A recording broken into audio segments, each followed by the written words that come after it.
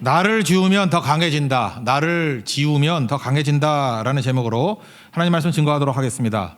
뭐든지 경솔하게 빨리 결론 내리는 것은 옳지 않다고 생각을 합니다. 제가 최근에 경험했던 일인데 어떤 동영상 하나를 보게 되었습니다. 거기 보니까 개가 밥을 잘 안 먹습니다. 왜냐하면 같이 살던 친구 개가 죽었기 때문에 그렇다는 것입니다. 주인이 마음이 아프죠. 저도 강아지를 기르는데 마음이 아플 것 같습니다. 그래서 막 먹으라고 사정을 합니다. 이제 그래도 안 먹습니다. 그 영상 보니까 막 입을 벌리고 막 넣어줘요. 그래도 안 먹고 나중에 주인을 슬슬 피합니다. 그 주인은 죽지 않을까 되게 염려하게 되었습니다. 한 마리 죽었는데 또 하나 남은 것도 죽으면 어떡하나 굉장히 마음에 고통이 있었습니다. 마지막으로 뭐 죽을 것 같이 보이니까 잘 먹여서 보내겠다 그런 마음을 가지고 좋은 고기를 사다가 잘 구워서 줬습니다. 그랬더니 먹는 겁니다. 잘 먹어요. 엄청 잘 먹습니다. 그래서 이상해가지고 그 동물병원에 데려갔더니 친구 죽어서 안 먹는 게 아니라 맛이 없어서 안 먹었대요 그동안. 제가 그 얘기를 들어보면서 되게 허탈해지더라고요. 이게 급하게 이렇게 결론 내리는 게 아니구나. 제가 배운 점이 있습니다. 너무 빨리 결론 내리지 말자. 우리가 그냥 겉으로 보고 그냥 빨리 결론 내릴 때 틀릴 수 있습니다. 우리가 다 모릅니다. 드러난 것만 가지고 판단할 수 없다라는 것입니다. 쉽게 결론 내리지 말자. 오늘 똑같은 일이 안진뱅이 사건에서도 벌어집니다. 초대교회의 첫 번째 기적입니다. 그리고 오순절의 대표적인 사건이 안진뱅이 고친 사건이거든요.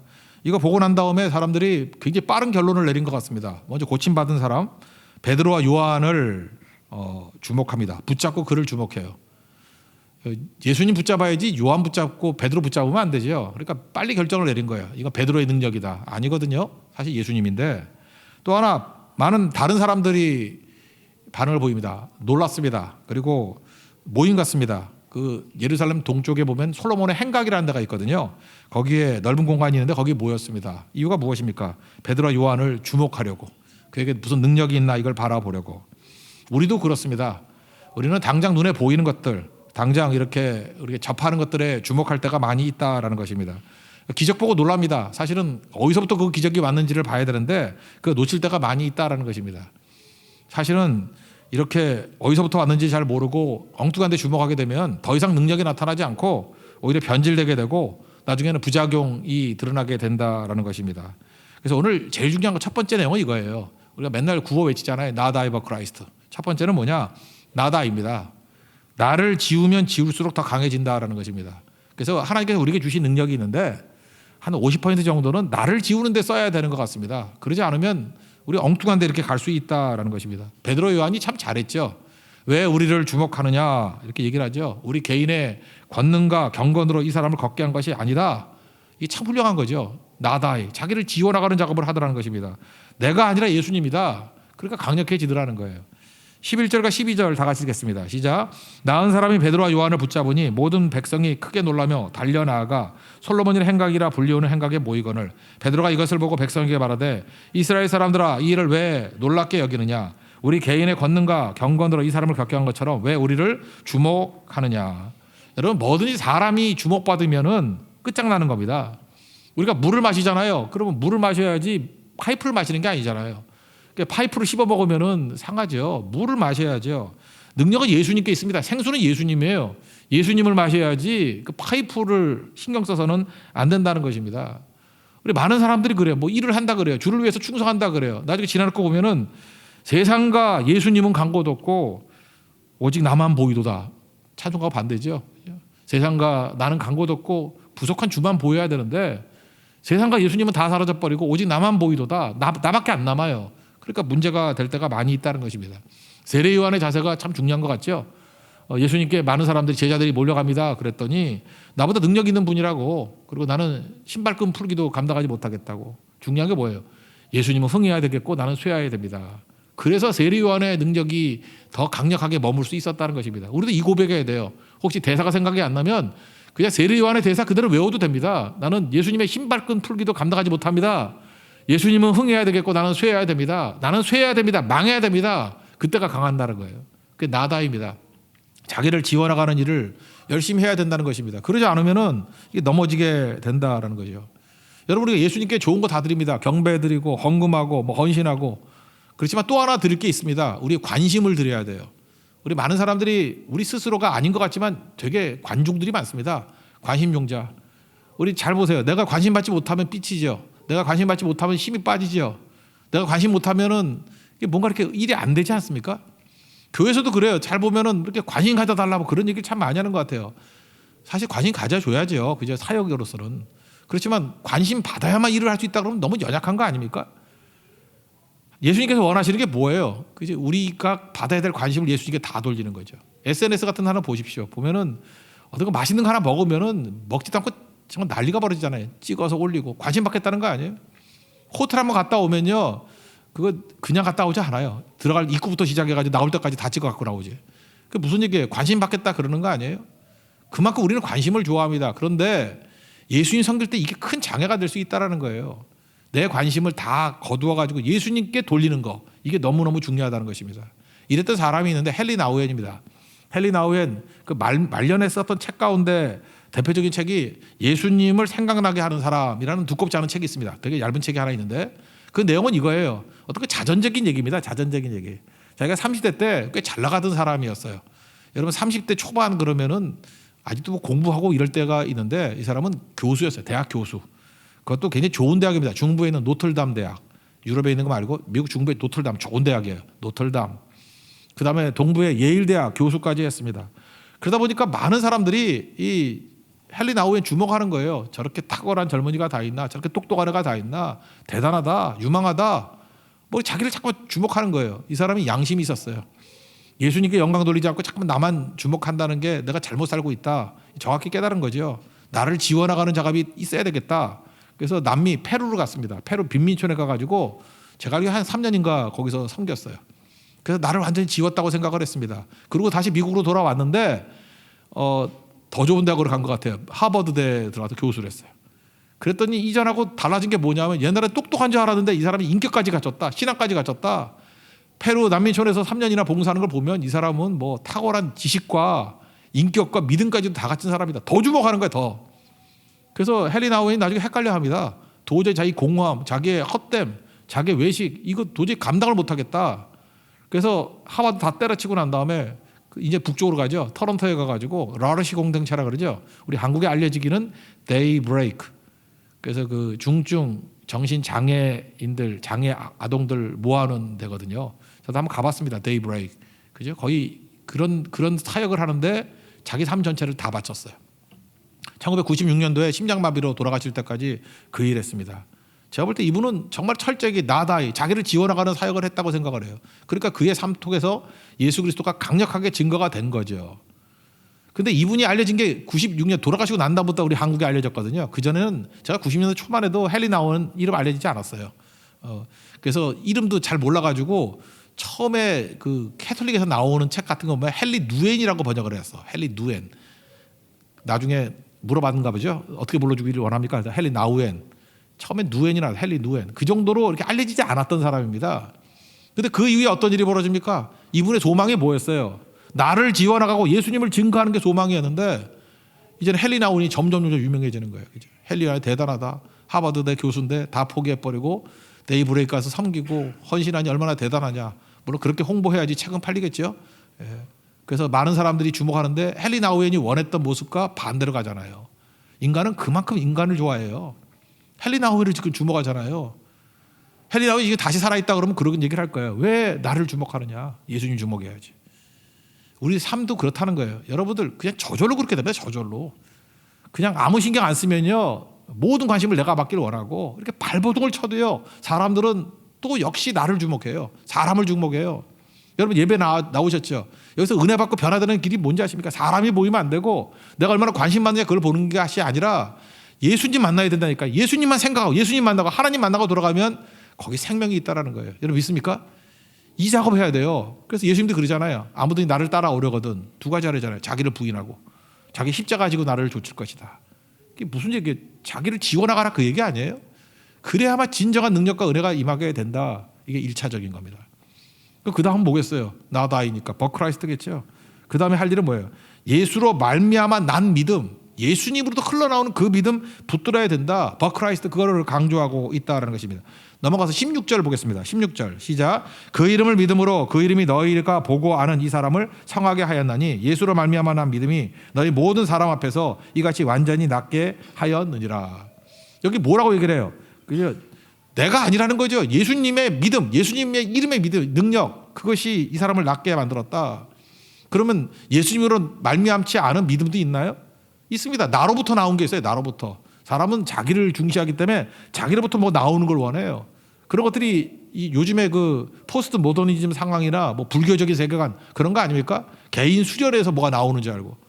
요즘 애들 그런가? 요가 하는 것들 보면 거기도 내 안에서 뭐가 나온다고 생각해요. 참선, 그죠? 이렇게 명상하는 거, 뭐 이런 거, 득도, 뉴에이지 이런 거죠. 내 속에서 뭐가 나온다고. 성경은 분명히 얘기합니다. 인간은 인간일 뿐이지 참된 구원이나 생명은 내 안에서 오는 게 아니라 밖에서 오는 거예요. 예수님이 구원입니다. 믿습니까? 예수님이 생명입니다. 믿습니까?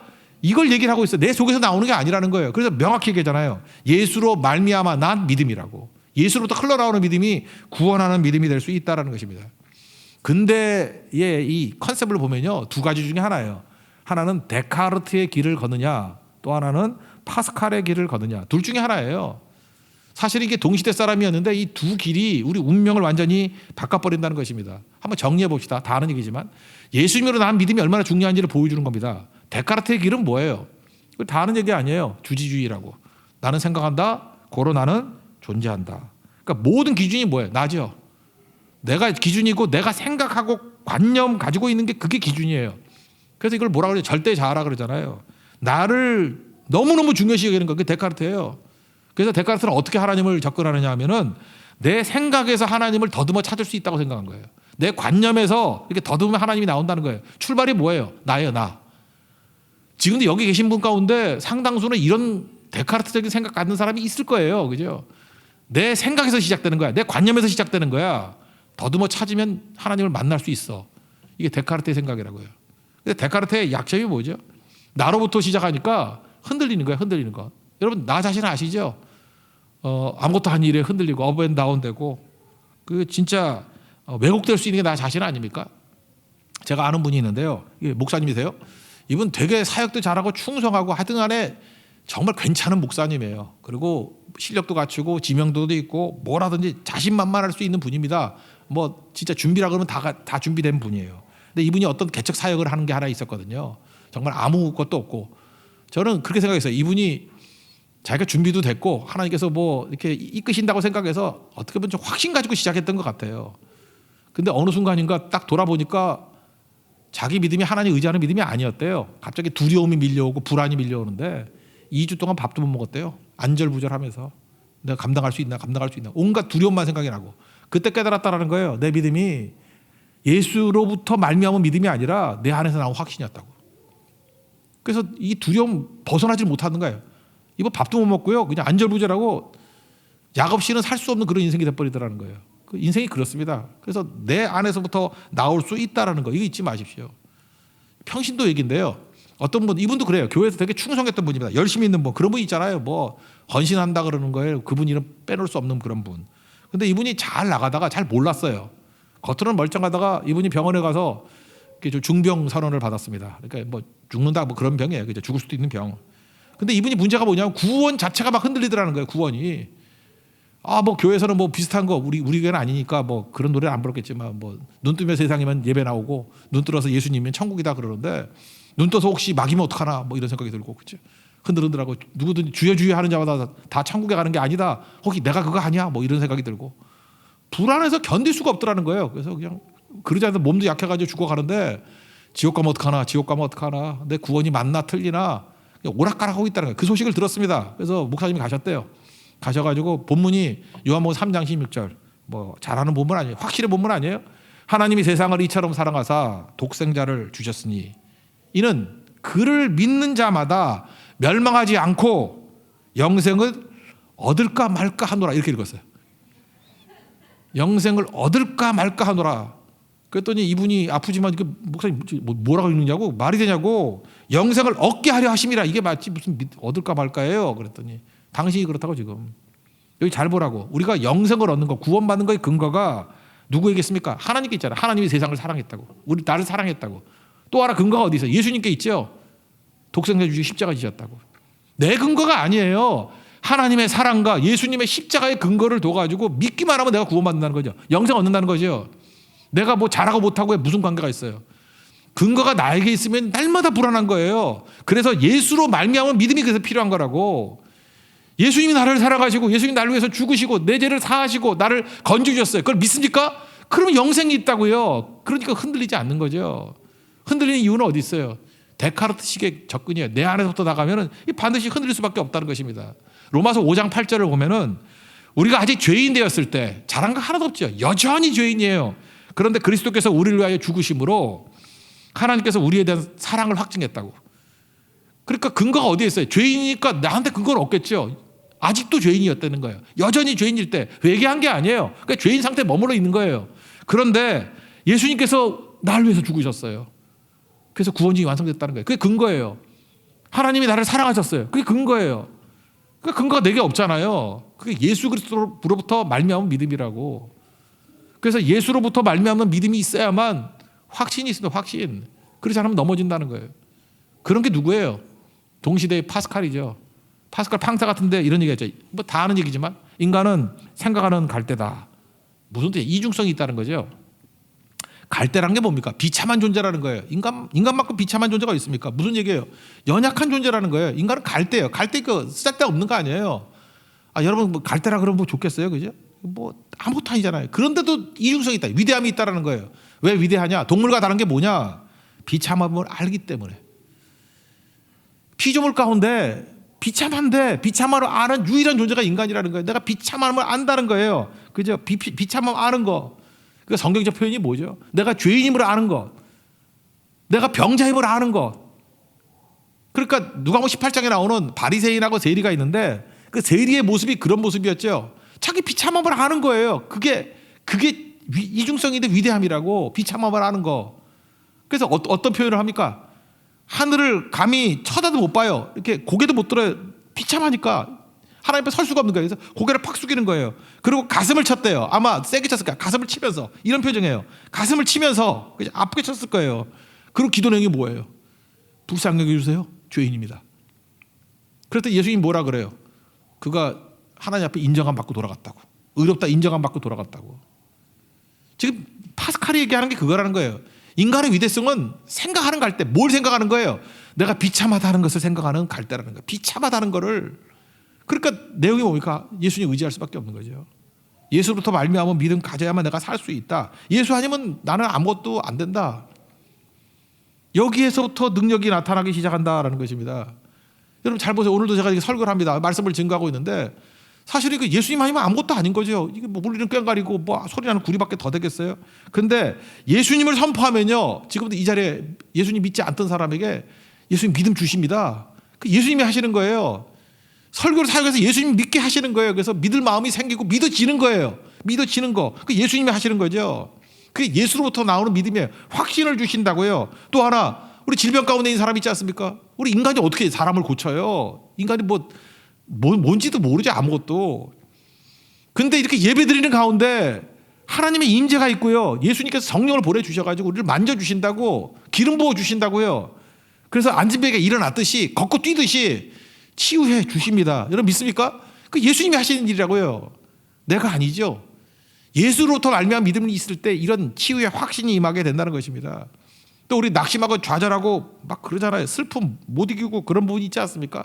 근데 예수님이 선포되면 예수로부터 나오는 믿음은 우리에게 용기를 준다는 거예요. 그리고 깨진 모든 관계를 다 회복시켜 준다라는 것입니다. 그래서 예수로부터 나오는 믿음 의심이 아니라 확신이라는 거예요. 데카르트가 아니라 파스칼이라는 거예요. 이게 첫 번째 메시지고요. 또 하나 예수로부터 나오는 믿음이 있으면요. 과거가 해석이 돼요. 우리 지금 힘든 이유가 뭐예요? 해석이 안 되니까 고난이 힘든 거 아니에요? 근데 해석이 된다고. 해석이. 그래서 과거의 모든 일들 몰랐는데 아하 그거구나 하고 해석이 된다고요. 왜? 예수로부터 나오는 믿음에서만 해석이 되는 거예요. 그러지 않으면 해석이 안 돼요. 그러니까 해석되기 이전까지는 너무 서둘러서 하려고 그러지 말고 기다리라고요. 성령께서 반드시 해석하게 만들어 주신다는 것입니다. 17, 18절 한번 읽겠습니다. 시작. 형제들아 너희가 알지 못하여서 그리하였으며 너희 관리들도 그리한 줄 아노라. 그러나 하나님이 모든 선지자의 입을 통하여 자기의 그리스도께서 고난 받으실 일을 미리 알게 하신 것을 이와 같이 이루셨느니라. 해석이 된 거죠. 이루어졌다. 그런 얘기 아니에요. 제가 최근에 한 5명 정도의 성도들을 만났습니다. 그래서 주로 질문이 똑같은 질문을 해요. 전 구원받게 된 그 내용들이 있잖아요. 전 그게 궁금하더라고요. 어떻게 이 성도가 구원받게 되는지. 근데 5명 얘기를 들으니까 전부 다 모든 것이 은혜였고 모든 것이 기적이었어요. 어떤 분은 그 사람만 만나지 않았으면 절대 예수 믿을 사람이 아니에요. 근데 어떤 그 순간적인 만남을 통해서 구원받게 되었고요. 어떤 속에는 그런 고난이 없었으면 절대로 예수님 만날 수 없었는데 타이밍이 정확하게 그때 그 고난 때문에 집안 전체가 다 살게 됐어요. 뭐 그런 식의 이야기들이에요. 해석이 되더라고. 저도 해석이 되지만 본인도 해석이 되는 거예요. 대화 나누면서 이런 건지 내가 어떻게 알았는지 그 당시에 몰랐다고. 해석이 되는, 과거가 해석이 되는 거예요. 그래서 우리 같이 그렇게 기도했어요. 그래서 아팠군요. 그래서 아픈 거였어요. 하나님 괜히 아픔 준 게 아니에요. 그래서 아팠구나. 또 어떤 분은 그래요. 그래서 이혼했구나. 뭐 이혼이 좋은 사람이 누가 있겠습니까? 얼마나 아픔과 괴로움이 있었겠어요. 근데 그것 때문에 그냥 모든 것들이 풀리고 회복되는 부분들이 있었다고요. 그 가정에서는. 그죠? 그 아픔 때문에. 그래서 그런 일이 있었구나. 또 어떤 가정 보니까 그래서 고난을 겪었구나. 그 고난이 그래서 그렇구나. 우리 서로 맞잡으면서 기도하면서 내렸던 결론이 뭔지 알아요? 과거가 해석이 되더라고. 다 해석이 되더라는 것입니다. 우리 처음에도 얘기했죠. 너무 빨리 결론 내리지 말라고. 좋은 일이 나쁜 일인지 누가 알아요? 인생지사 세우지 마 그러잖아요. 어떻게 하냐고 모르죠. 그런데 우리 해석이 된다는 게 뭐예요? 예수로부터 나오는 믿음을 가지고 있으면은 예수님이 해석해 준다는 거예요. 그게 바로 뭐예요? 로마서 8장의 표현에 의하면 합력하여 선을 이룬다죠. 그죠? 뜻대로 부르심을 입은 자 그들에게 합력하여 선을 이룬다고. 해석이 된다 그런 뜻 아니에요? 여러분 인생에서 뭐 나쁘다고 생각하는 게 좋은 거 얼마나 많습니까? 제가 인천 갈 때마다 맨날 가는 게 쫄면 뭐 발생지 그래서 심포 만두집 거기 맨날 나오던데 그 심포시장 뭐 인천에 사는 분 많으니까 가보셨겠죠. 저 갈 때마다 그 공갈빵 이만한 거 있잖아요. 그죠? 공갈빵 뭐 또 뭐 있더라. 뭐 이런 거 거기 가면 배만 터져 갖고 와요. 하여튼 그런데 그 쫄면 얘기 들을 때마다 저는 감동이 되더라고요.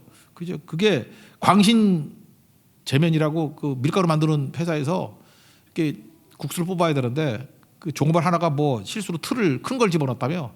그래서 굵직한 개만 걸러나왔대. 굵직한 게. 그래서 얇게 해야 되는데 그 뭐 팔 수도 없고 해가지고 그 시장에 있는 사람도 나눠줬는데 우리 한국 사람은 절대 안 버리잖아요. 그랬더니 그 어떤 아줌마가 식초 넣고 고추장 넣고 오이채 막 집어넣고 막 비볐더니 맛있다 그러더래요. 그래서 쫄면이 나온 거 아니에요? 우리 인생도 그런 거 아닙니까? 실패가 실패인지 어떻게 알아요? 대박 터지는 사건이 될지. 실수? 누가 실수해요? 이게 인도하심인지 어떻게 하냐고. 그래서 여러분 함부로 해석하지 말라고요.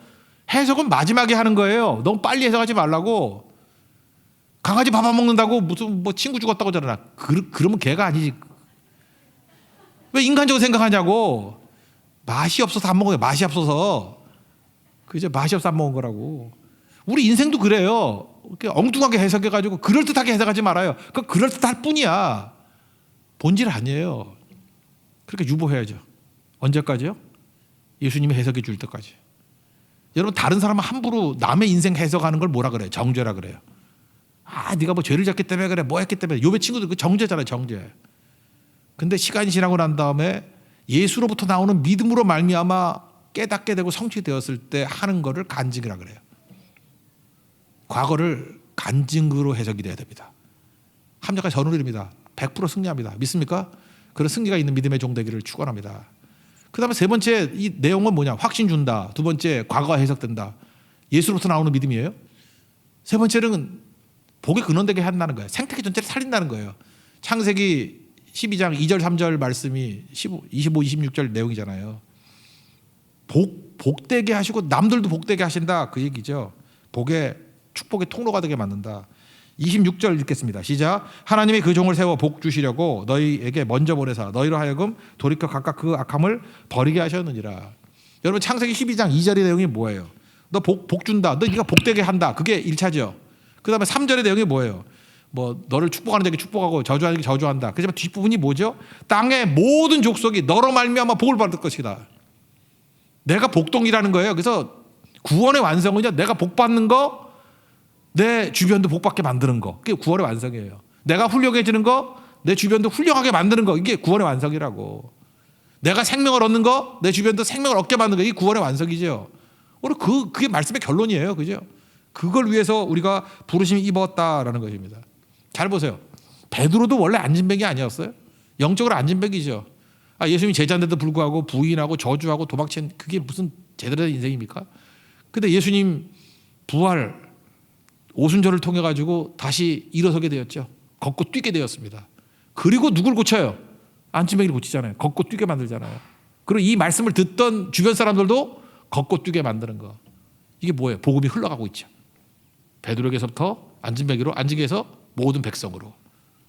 이게 구원의 완성이죠. 복 받고 복을 주는 인생, 축복의 통로가 되는 인생, 그렇게 살기를 원한다는 것입니다. 그래서 복음이라는 건요, 머물러 있으면 약화되는데 흘러갈 때 제일 강하다는 거예요. 흐르지 않은 건 저주예요. 우리 야고보서 5장 3절인가 보면 말세에 재물을 쌓아두다 그러잖아요. 재물을 쌓아두는 게 아니에요. 흘러가야 된다고. 쌓아두면 썩는다고요. 쌓아두면은 뭐 좀 먹고 도둑이 와서 훔쳐가고 뭐 그런 얘기 나오잖아요. 마태복음 6장에. 그럼 그게 심판이 있는 거라고요. 흐르지 않으면 안 돼. 다 흘러가야 된다고. 모든 게 다 흐름이 있어야 된다는 것입니다. 흐름 없으면 다 죽게 돼버린다는 거예요. 제가 옛날에 토픽을 봤어요. 뭐 미국인지 거기 토픽이 있는데 어떤 거지가 있는데 죽었어요. 그 사람이 앉아있던 자리 뒤져봤더니 돈이 수억이 나왔어. 몇억 원이 나왔어. 저는 이렇게 생각해요. 뭐 옛날에 그런 말 있잖아요. 뭐 가난하고 뭐 거지는 뭐 나라님도 못 구원한다며. 그게 왜 그러냐? 돈 없어 거지가 아니에요. 태도의 거지예요. 태도의 거지. 쓰는 걸 두려워하는 사람이에요. 그러니까 거지지. 쓸 줄을 몰라요. 돈 뒀다 뭐 할 거야? 써야지. 써야 가치가 나올 거 아니에요. 쓰는 거 몰라요. 돈도 흘러야 된다고요. 흐르지 않으면 안 되잖아요. 흐르지 않으면. 흘러야 된다고. 막 흘러야 돼요. 흐르지 않으면 다 죽는 거죠. 복음이 그래요. 복음은 흐를 때 생명력이 있고 육체적인 생명을 비오스라 그래요. 뭐 바이오 뭐 이런 게 나오잖아요. 비오스. 그다음에 영적인 생명을 조에라 그래. 조에.